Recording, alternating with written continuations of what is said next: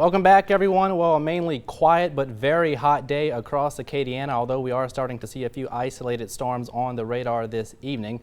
We'll continue to be hot here to start the work week, and we're still tracking a couple things out in the Atlantic. We'll get to that here in just a little bit, but first, looking at the bigger picture, we're still watching a deepening trough off to our east. And that's going to usher in, we're going to be on the back side of that, so that's going to help to usher in a little bit more drier, stable air here to start the work week. So rain chances continuing to stay on the lower side, but temperatures going to continue to be in the upper 90s at least through the next couple of days. Now looking at the local radars here, we are mainly quiet again across Acadiana, but we still are tracking a few isolated storms here on the radar. In fact, a severe thunderstorm warning for northern Beauregard Parish, pretty healthy cell moving through the DeRitter area at this time. Wind gusts potentially up to 60 miles per hour, maybe some quarter-size hail, and also a lot of rainfall and frequent lightning. So heads up if you're in this area right around the US 171 highway and generally moving off to the south. So keep that in mind if you're in the area, but most of Acadiana, at least at this time, quiet. Now out in the tropics, a lot to get to. We still have high pressure out in the Gulf of Mexico, keeping it quiet. Most of the Caribbean looking good at this time. And I'll start with the good news. Kyle has faded away and Josephine has been downgraded to a depression, so we don't have to worry about those any longer, but we are now watching two more areas out here in the tropics, a cluster of showers and storms just to the east of the Lesser Antilles this evening, and also a pretty healthy tropical wave that's just now emerging off the African coast. And the Hurricane Center giving both of these areas about a 40% chance to develop here in the next 5 days as they both gradually head westward. But what I'll point out here is look how far out there in the Atlantic at this time. So we still have plenty of time to watch, plenty of time to monitor, and it's still well too early to tell how strong they'll be, if they'll even fully develop, or where they're going to go. But just something, again, we'll continue to watch in the next several days out in the tropics. Now, this is one particular model.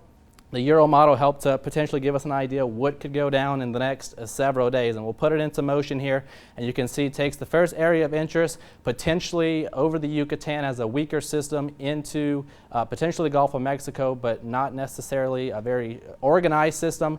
And as of today, the Euro has been a little bit more aggressive with area number 2 here, taking it just north of Cuba as some sort of a tropical system next week, and that's the key word, next Sunday. So it gives us a lot of time to watch and kind of monitor what's going to happen over the next several days. So not anything to be overly concerned with, at least at this point, but of course we'll continue to keep you all updated here through the next several days. So Futurecast here, I paused it at midnight, and notice we could see a few scattered showers and storms develop in response to a weak cold front that's going to be moving through the area. In fact, all of Acadiana now under a marginal risk for potentially some severe weather out there later on this evening. But it looks like the best chance to see scattered showers and storms overnight tonight should stay into western Acadiana, but we'll continue to watch here.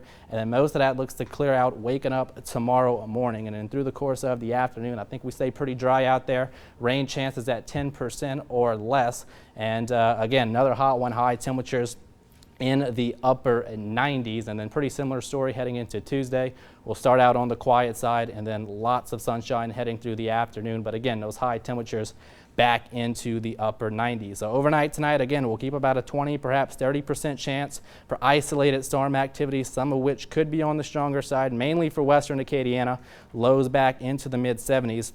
And for the day tomorrow, rain chances only around 10% with those high temperatures back in the upper 90s. So again, with the cool front moving through, not going to be looking at any drastic changes in our temperatures, but dew points actually may be back into the 60s, perhaps upper 50s. So it may not be quite as oppressive tomorrow afternoon, but still upper 90s, hot any way you slice it. And the next 10 days, again, rain chances staying pretty much on the lower side through at least midweek with those high temperatures settling into the upper 90s.